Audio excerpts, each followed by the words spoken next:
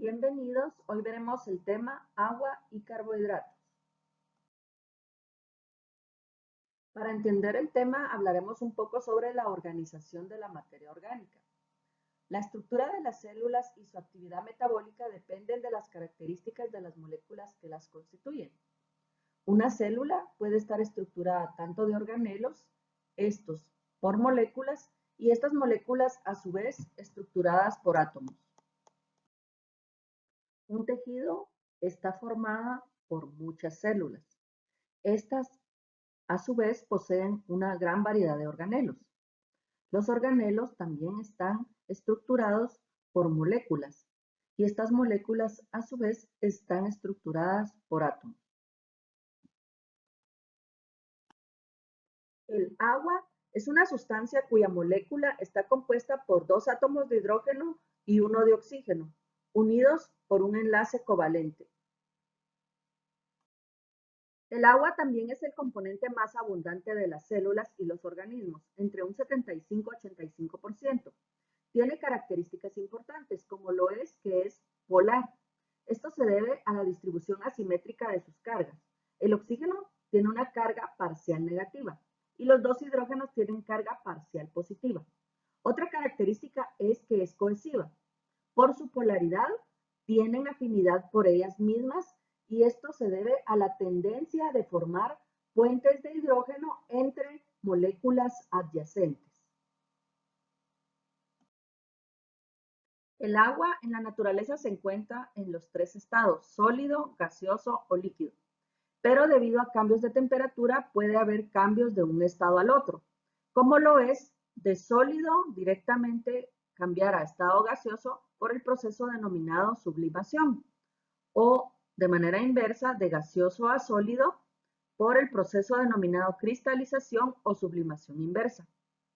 De estado sólido a líquido puede variar o cambiar de estado por el proceso denominado fusión y de estado líquido a sólido por el proceso denominado solidificación. De estado líquido a gaseoso puede cambiar directamente por el proceso denominado vaporización o ebullición o de manera inversa de gaseoso a líquido por el proceso denominado condensación o licuación. Todo esto debido a cambios de temperatura. El agua se conoce como el solvente universal.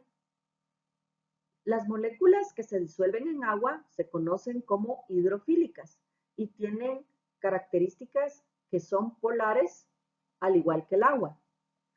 Las moléculas insolubles en agua se denominan hidrofóbicas y entre sus características es que son apolares.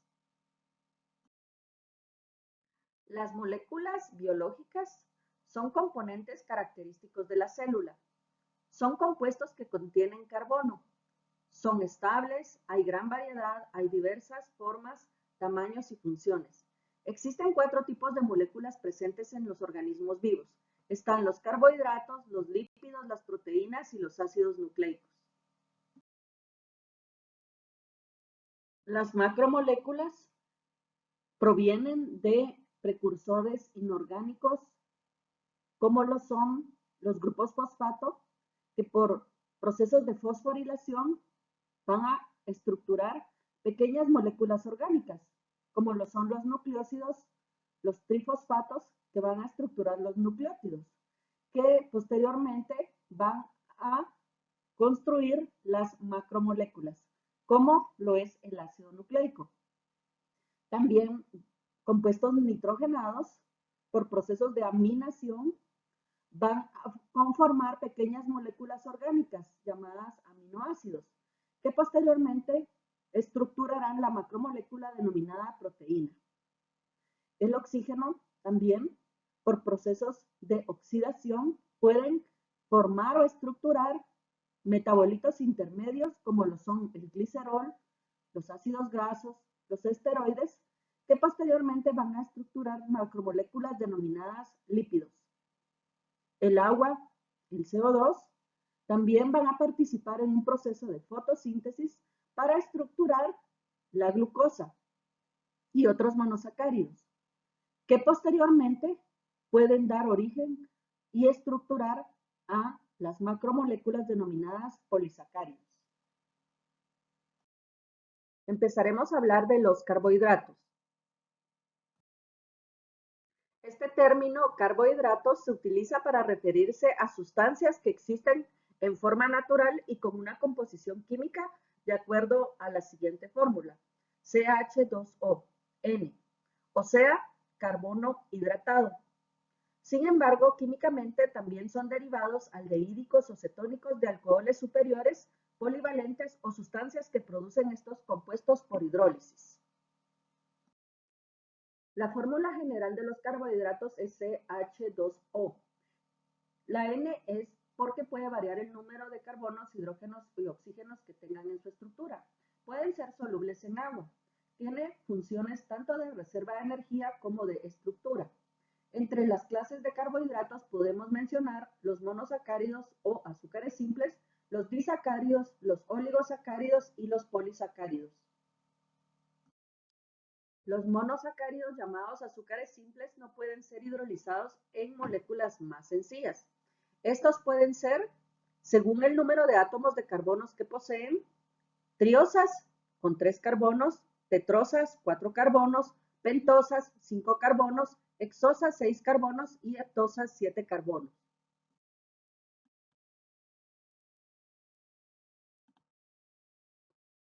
Otra clasificación es según contengan en su estructura el grupo aldehídico o cetónico.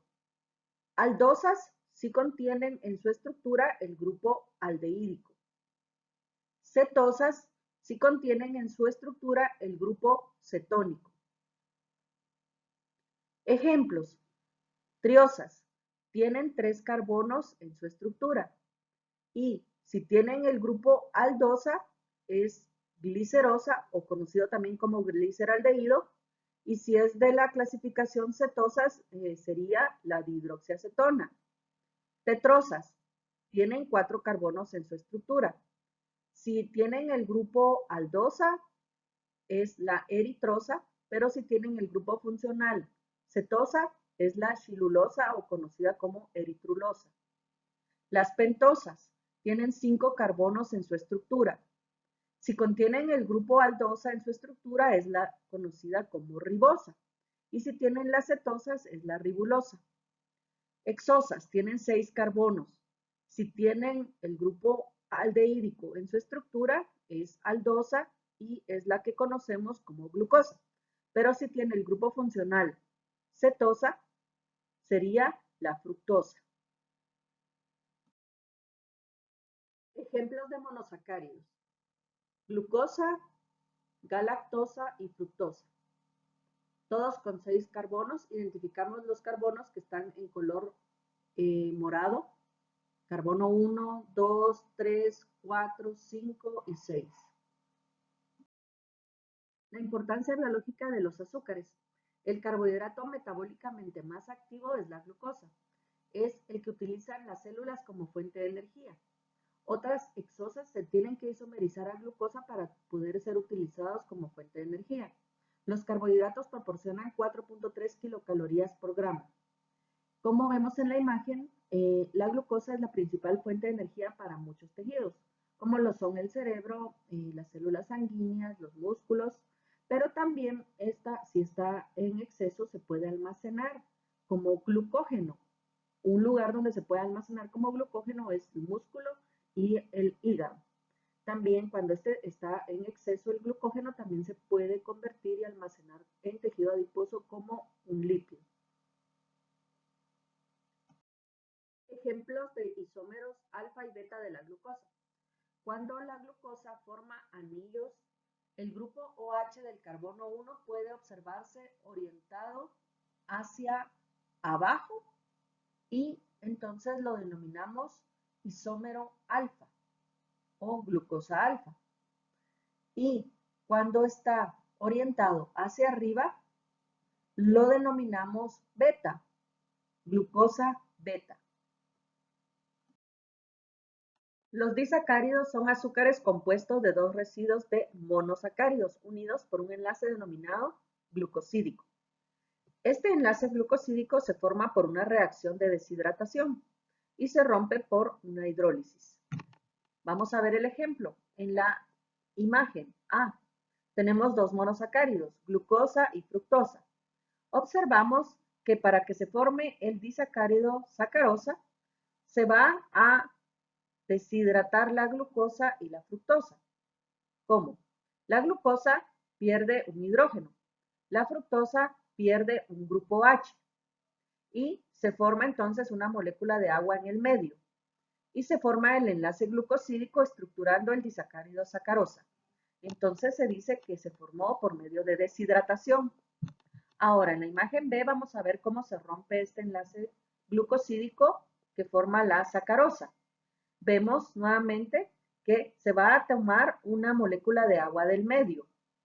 Un grupo hidrógeno va nuevamente a formar parte de la estructura de la glucosa y un OH a la fructosa. Se hidroliza o rompe una molécula de agua del medio. A este proceso lo denominamos hidrólisis. Ejemplos de los disacáridos más importantes. Tenemos el primero, que es la lactosa, que está formado por el monosacárido galactosa más el monosacárido glucosa.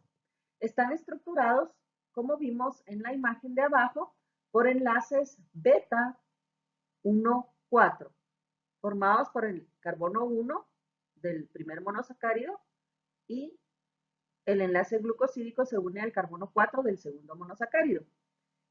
Está presente específicamente en la leche de los mamíferos. El segundo disacárido es la maltosa, que es la unión del monosacárido glucosa más glucosa. Como vemos en la imagen, los enlaces son alfa del carbono 1 del primer monosacárido y el carbono 4 del segundo monosacárido. Este disacárido se obtiene por producto de hidrólisis o degradación del almidón o del glucógeno. El último disacárido es la sacarosa, la glucosa más fructosa. Está estructurado por el enlace alfa, como vemos en la imagen, de la unión del carbono 1 del primer monosacárido con el carbono 2 del segundo monosacárido. Esta es la conocida también como sacarosa o sucrosa o azúcar de mesa. El siguiente grupo son los oligosacáridos. Oligo quiere decir pocos. Estos conforman cadenas cortas de 10 a 14 monosacáridos unidos todos por enlaces glucosídicos. En la membrana celular los podemos observar como antenitas. Sirven como moléculas de señalización celular que comúnmente pueden estar unidos a una proteína o unidos a lípidos. El siguiente grupo son los polisacáridos. Poli quiere decir muchos. Son muchos azúcares o monosacáridos simples unidos por enlaces glucosídicos. Estos forman estructuras denominadas polímeros. Estas sustancias tienen un peso molecular muy alto. Por lo tanto, forman dispersiones coloidales en el agua. Los polisacáridos pueden tener funciones. 1, de almacenamiento energético y 2, de estructura. Como ejemplo de polisacáridos que tienen función de almacenamiento energético son el almidón y el glucógeno. El almidón se encuentra en células vegetales y está almacenado en organelos que se denominan plastidios. El glucógeno es el polisacárido que utilizan las células animales para reserva energética y está en gránulos almacenado en animales y en hongos. Como estructura tenemos ejemplo la celulosa, la quitina y glucosaminoglucanos. La celulosa estructura la pared celular en células vegetales. La quitina estructura el exoesqueleto en animales y en hongos estructura la pared celular. Los glucosaminoglucanos son importantes en células animales estructurando la matriz extracelular. El glucógeno es la forma como se almacena la energía química de los carbohidratos. Se almacena en hígado y músculo de los animales.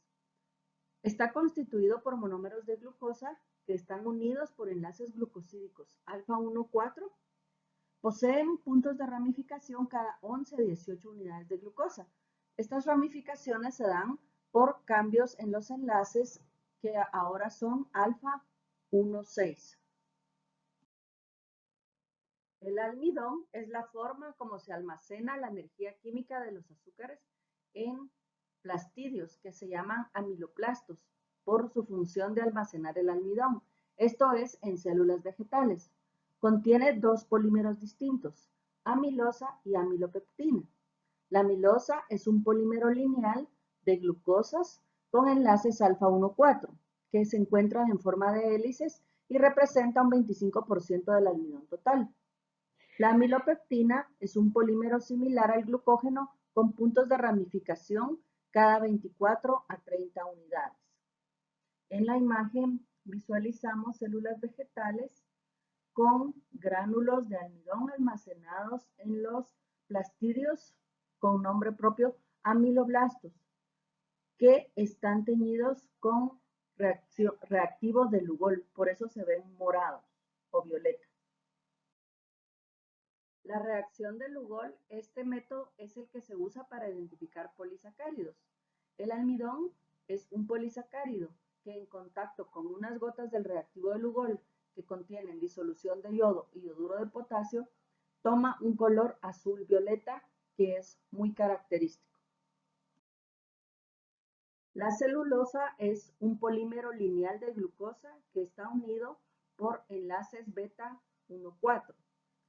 Estructura las paredes de células vegetales y es un polisacárido indigerible por los animales, por lo que constituye la fibra dietética.